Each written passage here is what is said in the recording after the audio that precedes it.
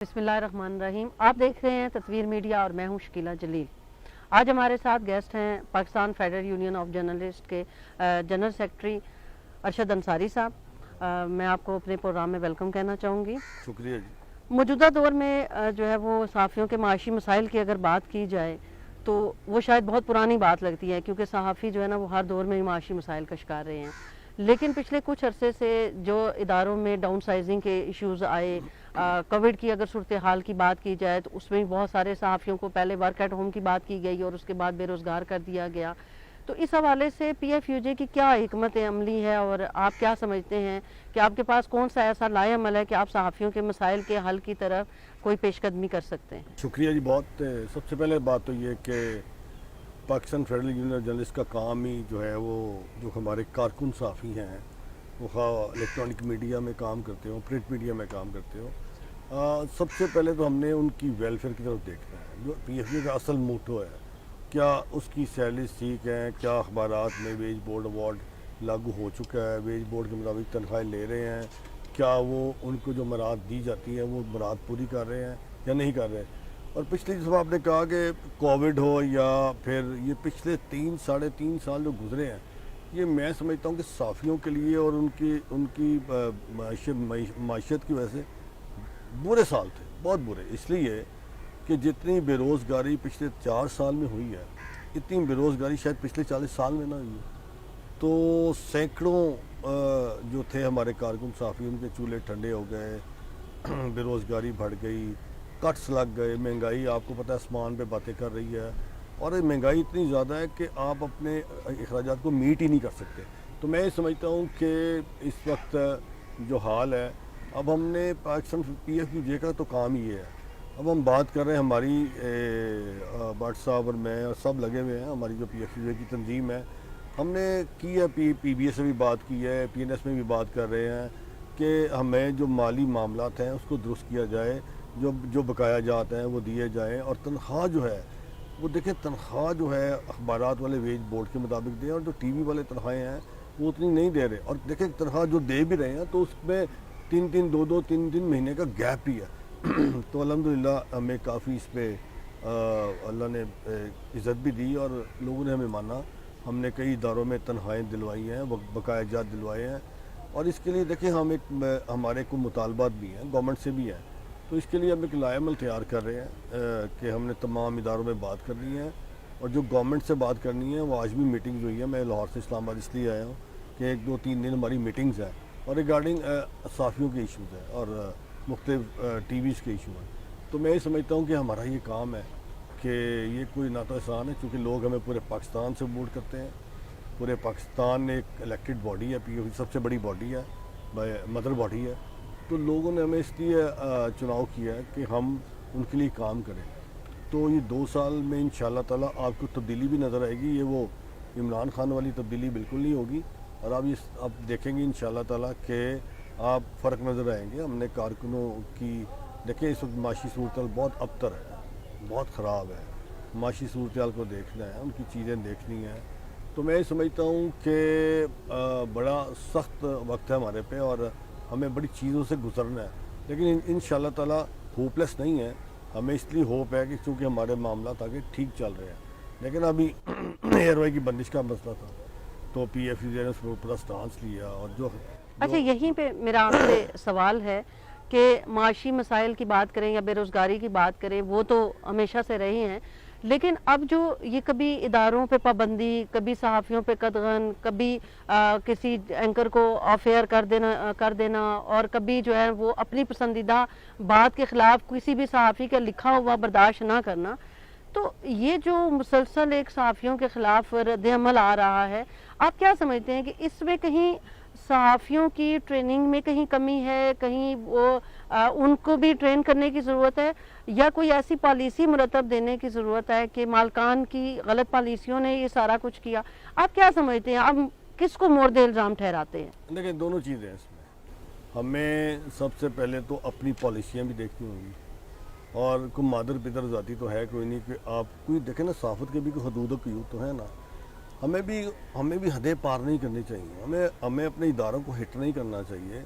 हम जब बैठते हैं, बोलते हैं, ट्वीट्स करते हैं, ہم جب جاتے ہیں سوشل میڈیا پہ تو جب وی لاگ کرتے ہیں تو ہمیں وہ سب خیال کرتے ہیں، سب سے پہلے ہمیں پاکستان کا خیال کرنا چاہیے کہ اس سے کیا ملک کو کوئی نقصان تو نہیں ہوگا. ہمیں اپنے اداروں کو دیکھنا چاہیے، کیا ادارے تو ڈی اسٹیبل نہیں ہوں گے.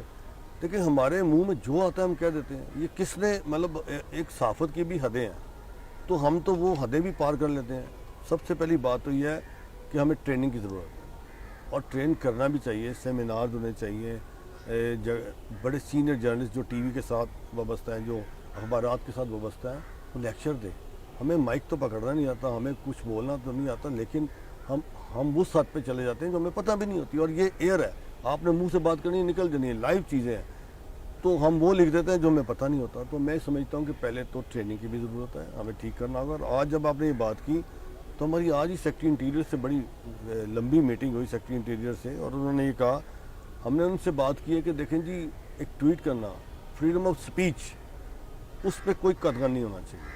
لیکن اگر ہم جرم کرتے ہیں، چوری کرتے ہیں، ڈاکہ مارتے ہیں، قتل کرتے ہیں، تو ایک قانون ہے. لیکن جب ہم زبان بندی آپ کریں گے، ایک ٹویٹ ہے، ایک سوشل میڈیا پہ وی لاگ ہے، ایک میں نے ٹی وی پہ بات کی ہے، لیکن ہمیں پہلے خیال کرنا چاہیے. اور اگر نہیں ہوا تو اس پہ آپ بغیر بتائے صحافیوں کو اٹھاتے ہیں، ان کا اغوا کرتے ہیں، گن پوائنٹ پہ پولیس انہیں اٹھاتی ہے. انہیں یہ نہیں پتہ کہ یہ سائبر کرائم کا معاملہ ہے، یہ پولیس کا معاملہ ہے. اب جس طرح اب اس کو کراچی سے، وہ جو ہمارا اینکر تھا، اس کو کراچی سے لے کے گیا اسلام آباد پولیس رمنا پولیس اسٹیشن میں 4 دن سے غیر قانونی طور پر رکھا گیا، اور اس کے بعد کہا گیا کہ نہیں یہ تو ہمارا کیس ہی نہیں بنتا، یہ تو بنتا ہے. دیکھیے یہ کیا، یہ گنڈا گردی ہے، بدماشی ہے. ہم نے انہیں کہا کہ عدالت نے بھی، چیف جسٹس اسلام آباد ہائی کورٹ نے بھی یہ حکم دیا ہے، اس کورٹ نے حکم دیا ہے کہ آپ پی ایف جی کے ساتھ مل کے بیٹھ کے ایک ایسا قانون بنا لیں کہ آپس میں یہ کنٹرڈکشن نہ ہو، اور آپ پوری صوبائی حکومتوں کو بھی لوپ میں لیں. یہ سی جے کا فیصلہ ہے، ان کا حکم ہے اسلام آباد ہائی کورٹ کا. تو ہم نے انہیں یہ بات کی، اور سیکرٹری انٹیریئر سب مان گئے. انہوں نے کہا بالکل یہ باتیں ہمیں پتہ ہی نہیں تھی جو آپ نے بتائی ہیں، ساری انہوں نے نوٹ ڈاؤن کی ہے، آج ہی کی ہے. تو اس پہ انشاءاللہ تعالی ایک قانون ایسا بن جائے گا کہ کسی صحافی کو ہراساں بھی نہیں کیا جائے گا، گرفتار کرنے سے پہلے پوچھا جائے گا. ایک کمیٹی بن جائے گی، ان کے فوکل پرسن بھی آ جائیں گے، ایف آئی اے سے بھی آ جائیں گے، انٹیریئر سے بھی آ جائیں گے، صوبائی حکومتیں بھی آئیں گی، اور پی ایف جی اچھا، بھی. یہ قانون بنتے تو صحافیوں کی فلاح کے لیے ہیں، لیکن بعد میں بسا اوقات دیکھا جاتا ہے کہ انہی میں ایسی ترامیم کر کے وہ صحافیوں کے لیے ہی الٹا مسائل کا شکار بنا دیے جاتے ہیں. تو کیا اس کے اوپر بھی آپ لوگ کوئی نظر رکھے ہوئے ہیں؟ نہیں بالکل، یہ صحافیوں کے لیے اس پہ دیکھیں، یہ جو بنے گا نا، تو اس پہ کوئی بھی گورنمنٹ آ جائے، کوئی بھی یونین آ جائے، تو یہ جو ایک مضبوط قانون ہوگا. اور یہ دیکھیں، یہ قانون جو اب جو بننے جا رہا ہے، یہ ہائی کورٹ اسلام آباد کا فیصلہ ہے، یہ چیف جسٹس ہائی کورٹ اسلام آباد کا فیصلہ ہے. یہ ان کے احکامات پہ بات ہو رہی ہے. ابھی 3 ہفتے انہوں نے دی ہیں، 30 ستمبر تک ڈیٹ دی ہے کہ سیکرٹری انفارمیشن کا عدالت میں تھی. انہوں نے کہا کہ آپ کے پاس 3 ویکس ہیں، آپ نے 3 ویکس میں، اور مجھے پٹیشن کوئی نہ ہو. اور انہوں نے کہا کہ دیکھیں، انہوں نے کہا کہ آئین کے آرٹیکل 19 اور 19A اس کی خلاف ورزی برداشت نہیں ہوگی. اور 19A کیا ہے؟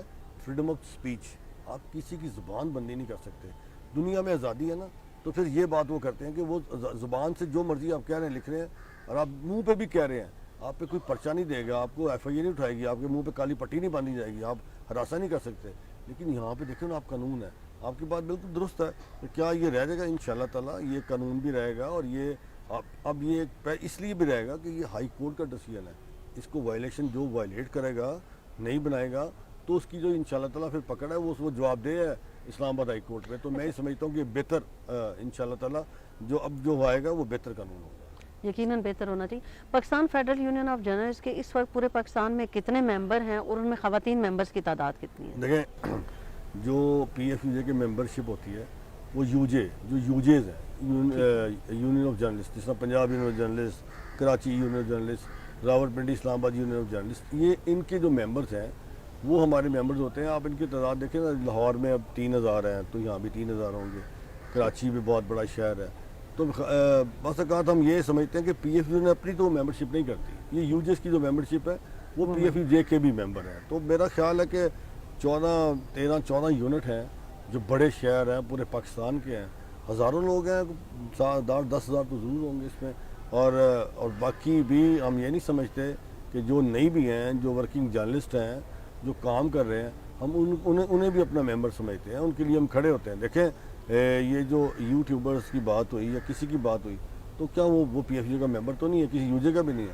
ہم نے اس پہ سٹانس لیا, ایک صحافی تو ہے, کام تو کرتا تھا, تو جو ہمارے ممبر ہیں وہ تو ہماری ذمہ داری ہے, اور جو نہیں بھی ہیں ہم ان کو بھی لک آفٹر کرتے ہیں, کیونکہ وہ ایک صحافی ہماری ہی ایک اس میں کام کرتے ہیں, اس لیے ہم ان کے ساتھ بالکل بات چاہتے ہیں. اچھا, میرا آپ سے آخری سوال ہے کہ اس سارے جو آج کا جو مسائل چل رہے ہیں اور ڈاؤن سائزنگ ہو رہی ہے, اس کا سب سے زیادہ ایفیکٹ جو ہے نا وہ خواتین جرنلسٹ ہوئی ہیں. اور ہم نے دیکھا کہ پچھلے اس 3-4 سال کے عرصے میں پرنٹ میڈیا سے خواتین جرنلسٹ بہت زیادہ جو ہے وہ جاب سے فائر ہوئیں. تقریباً ہم کہہ سکتے ہیں کہ 80% سے زیادہ ہماری خواتین جرنلسٹ جو ہے نا وہ بے روزگار ہیں. تو اس حوالے سے بھی Pakistan federal union of journalist کی کوئی حکمت عملی ہے تو وہ پلیز بتائیے. جی بالکل, آپ نے بڑی سی بات کی. تو اس ملک میں جو پاپولیشن ہے وہ تو دیکھیں نا 49% خواتین ہے, 51 مرد ہے. تو خواتین شانہ بشانہ ہے اور ایکول ہے, رائٹس بھی وہی ہیں. تو واقعی خواتین کچھ تو میں یہ کہوں گا کہ خواتین کے معاملات ایسے ہوتے ہیں کہ کوئی بیچاری کام کر رہی ہے, شادی ہو گئی ہے, اس کے بعد وہ نہیں آ رہی ہے, وہ خود ہی. لیکن جو آپ بات کر رہی ہیں نا کہ ان کو نکال لیا گیا, اس پہ اس مرتبہ جو ہماری میٹنگ ہوئی لاہور میں, جو بی ڈی ایم ہوئی ہے, وہ بڑا ایک 4 دن کا ہوتا ہے, اس پہ بعد الیکشن ہوتا ہے. وہاں پہ خواتین کی نمائندگی دیکھ کے مجھے خوشی ہوئی ذاتی طور پر, اور میں نے بڑا شکریہ ادا کیا کہ یہ جو ہماری خواتین بہنیں بیٹھی ہیں ان کو آگے آنا چاہیے, اور میں ذاتی طور پہ بڑا خوش ہوا.